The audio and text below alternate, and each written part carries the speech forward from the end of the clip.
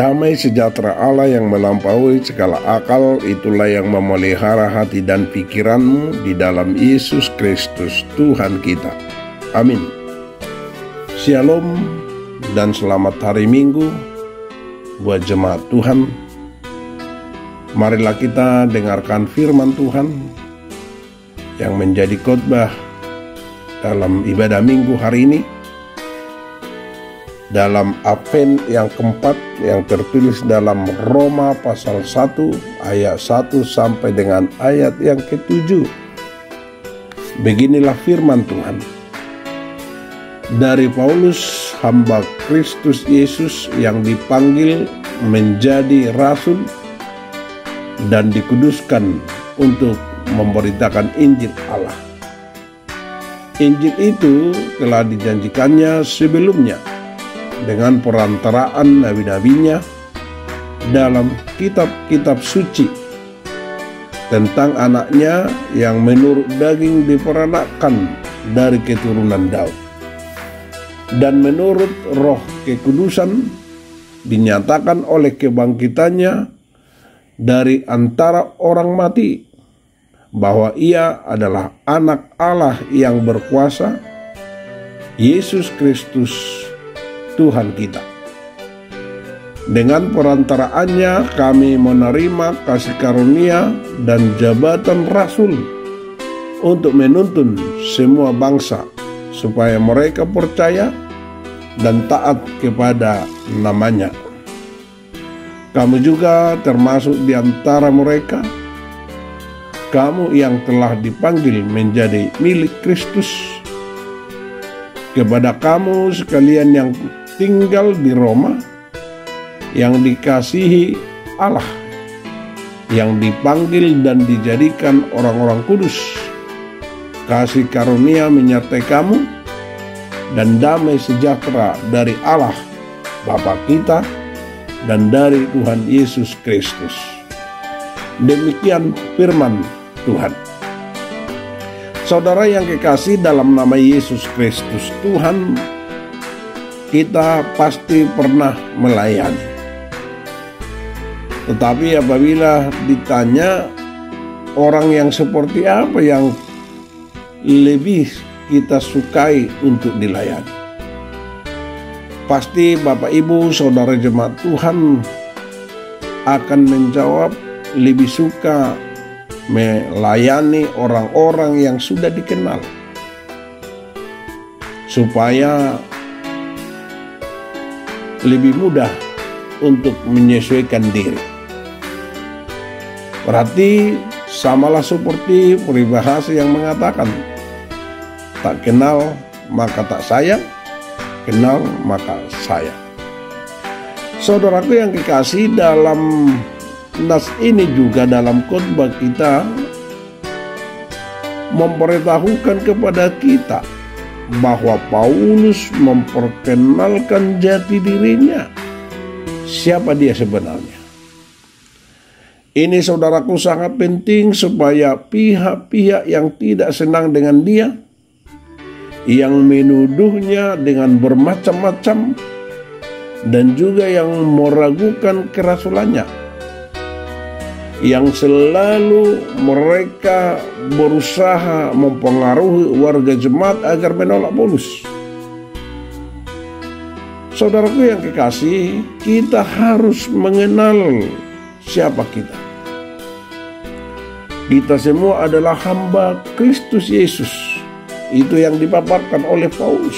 Artinya kita hanya tunduk dan taat kepada perintah Kristus Yesus sebagai Tuhan kita, dan menjadi orang yang percaya dan hamba Yesus Kristus, bukan karena keinginan kita sendiri, tetapi karena kita dipanggil oleh Kristus Yesus, yaitu dipanggil di dalam kasih karunia-Nya, yaitu di dalam gerejanya.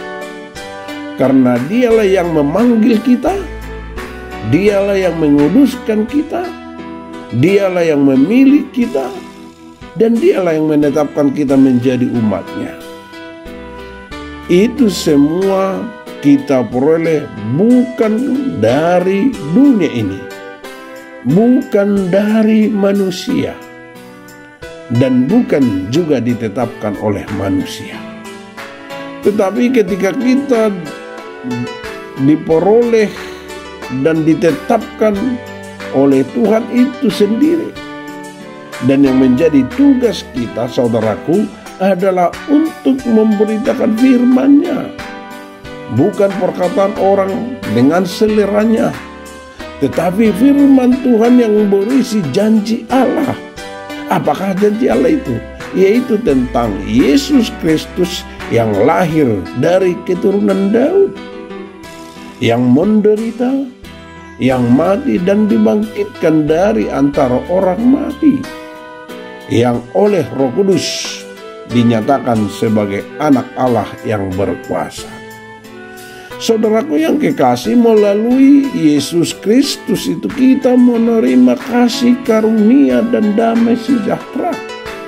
Artinya bahwa kasih karunia dan damai sejahtera itu tidak diterima dari orang lain, tetapi hanya melalui Yesus Kristus. Kalau kita lihat seperti sekarang ini, untuk mendapatkan jabatan, untuk mendapatkan pekerjaan, harus mengeluarkan uang atau bahkan berkampanye untuk mendapatkan itu semua. Tetapi kasih karunia itu, saudaraku, adalah pemberian Tuhan dengan cuma-cuma dan juga tanpa imbalan, tetapi gratis. Seperti apa yang dikatakan oleh firman-Nya dalam 1 Korintus 6 ayat 20. Sebab kamu telah dibeli dan harganya telah lunas dibayar. Karena itu, saudaraku, muliakanlah Allah dengan tubuhmu. Dengan apa kita dibayar dengan lunas? Dengan anaknya yang tunggal itu. Firman Tuhan berkata dalam Yohanes 3 ayat 16, karena begitu besar kasih Allah akan dunia ini, sehingga ia telah mengaruniakan anaknya yang tunggal, supaya setiap orang yang percaya kepadanya tidak binasa, tetapi, saudaraku, memperoleh hidup yang kekal. Kita telah sampai kepada Minggu Advent yang keempat, yang sekaligus mengingatkan kita dalam topik Minggu Advent keempat ini, yang berkata, sambutlah Dia yang dijanjikan Allah. Dengan demikian bahwa Yesus adalah untukku, untukmu, untuk kita semua, dan kita semua adalah untuk Yesus. Artinya bahwa kita adalah orang-orang yang dikasihi Allah, orang-orang yang dipanggil Allah, orang-orang yang dikuduskan Allah. Melalui firman-Nya ini, saudaraku, marilah kita sambut Yesus Kristus dengan hati yang baru, dengan iman yang teguh, dan marilah kita buat Yesus Kristus dasar dan pondasi kehidupan kita. Amin. Terima kasih Tuhan atas sapaan firman-Mu. Mampukan kami melakukan firman-Mu, supaya kami membuka hati kami dan iman kami untuk menyambut Yesus Sang Raja. Dalam nama Yesus Kristus kami berdoa dan mengucap syukur. Amin.